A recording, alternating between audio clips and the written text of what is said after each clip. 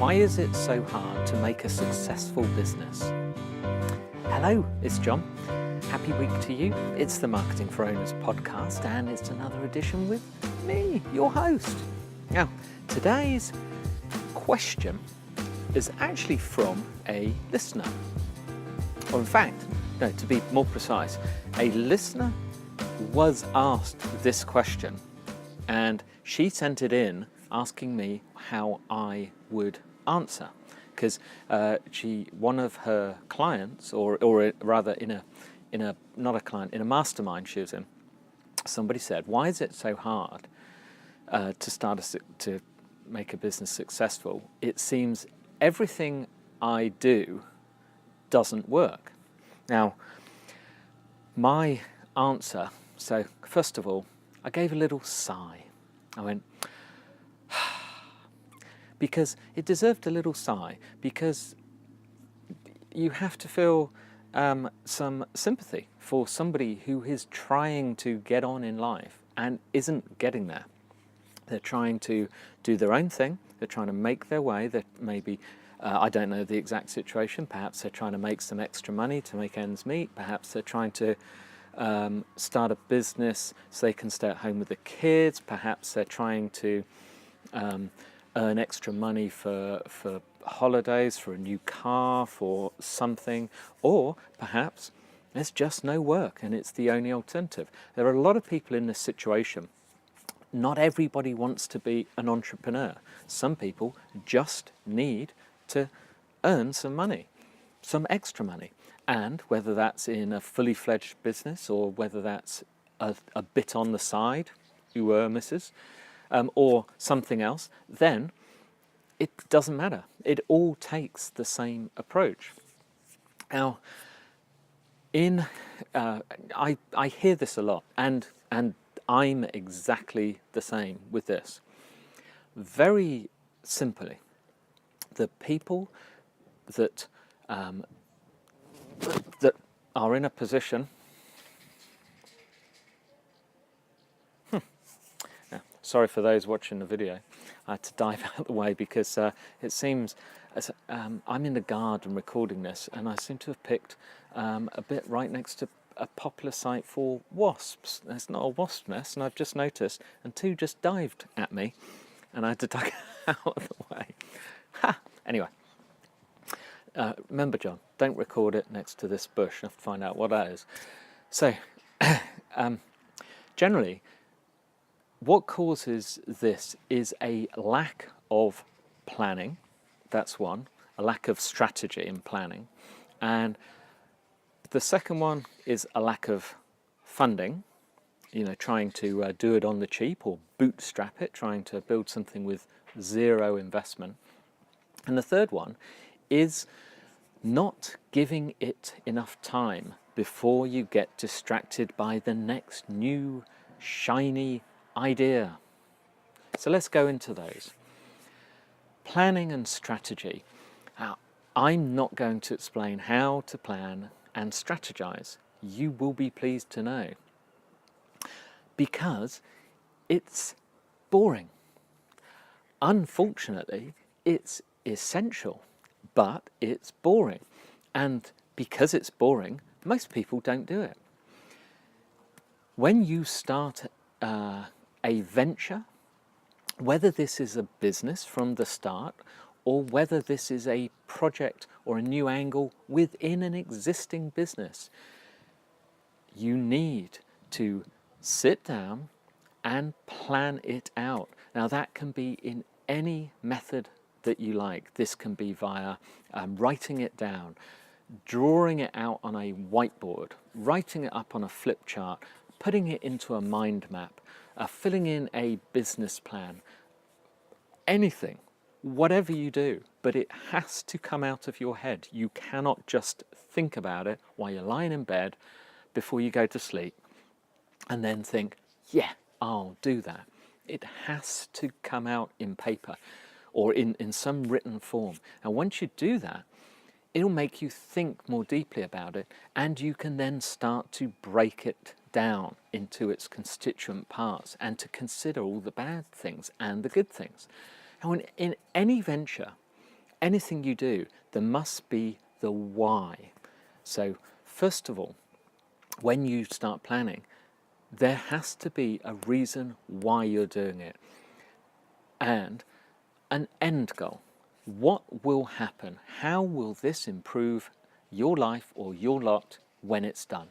So you need those two things before you fill the bit in the middle, the how to do it and what it is. So you need to know why you're doing it, and it's a bigger reason, the big why. And then how it will affect things when it's done.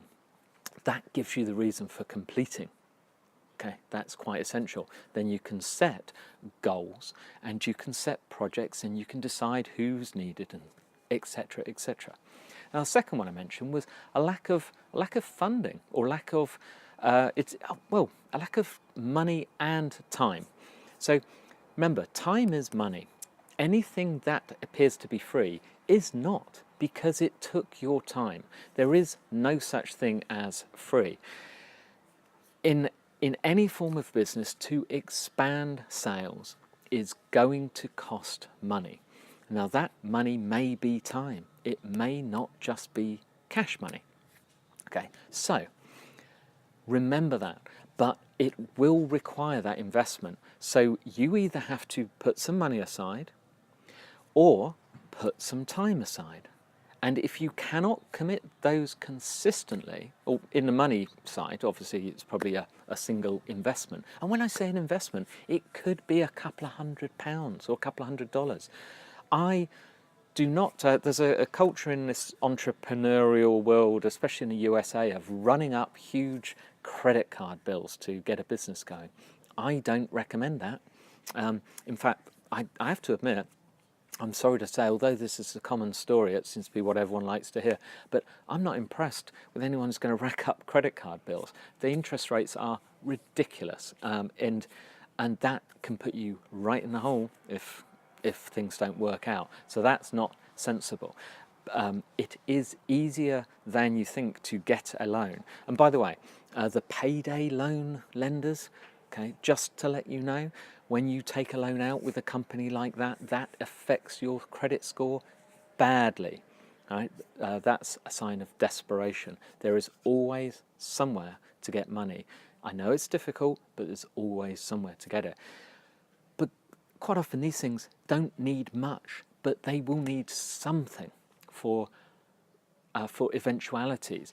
And if you've planned, you'll know what those are going to be. So then you'll know what you need, or you'll know the amount of time you can commit. You cannot do these things ad hoc. Okay. Then the next one is pretty obvious. Once you attack something, once you go at it, things do not work overnight. Yeah, we can hear about Google and Facebook, and we say, oh, only a few years ago, they were starting these in their dorm rooms in Stanford or where university or wherever they were. But it's quite a while later. They then had to invest. They had to plan. They had to invest. Just remember, think about what those businesses are. This Facebook is not just Mark Zuckerberg. It is a massive worldwide infrastructure of data centers, of programmers continuously keeping that thing working. It always works. It's always there. Because of its potential, other people came along and invested, but they went and asked people to do that. It wasn't automatic. Hired the right people, he had a plan, etc., etc. Nothing comes easy. You have to stick at it. Now, for every Facebook, there are 1,000 would-be Facebooks that you've never heard of. And why have you never heard of them? A, they didn't plan. B, they ran out of money. Or C, it didn't work. Or D, they didn't give it long enough. They got distracted. They diversified. They didn't stick with the plan. If your plan's good, go for it. Another help is to get a mentor, get someone to look over it, ask someone. There are plenty of people who will do this for free who can save you a ton of time, even myself. If you go to sohelpful.me/John Butt, John Butt is spelled JONBUTT, then you will find you can book a time with me for free I can help you with some of these things. Honestly, no cost, no obligation. That's why it's called So Helpful. sohelpful.me/John Butt. Try it. You never know. It's great. Anyway, end of that. Time for a book for the week. This also goes hand in hand. It's called 6 Months to Six Figures. It's by Peter Voogd, which I think is spelled Voogd, but you'll find it. Just Google 6 Months to Six Figures. It's a great book. I like Peter's books, and I just like the way he presents. He is very successful. He's a go-getter, but he explains stuff in a way that makes sense to the rest of us. Excellent read, and I've recommended books of his before, so a guy to follow. See what he does. It'll be a great inspiration to you. I'll be back with some more tips tomorrow.